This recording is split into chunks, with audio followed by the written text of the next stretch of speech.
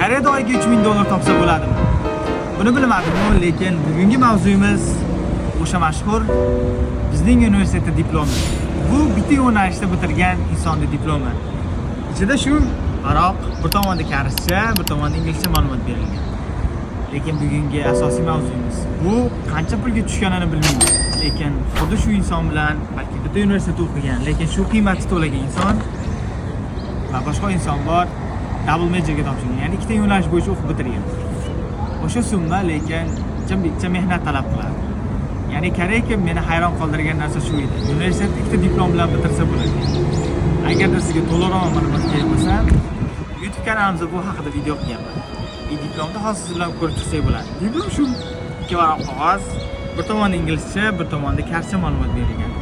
Bu bitta diplomimiz Business Administrationdagi, ikkinchi diplomimiz Computer Science, ya'ni IT sohasiniki.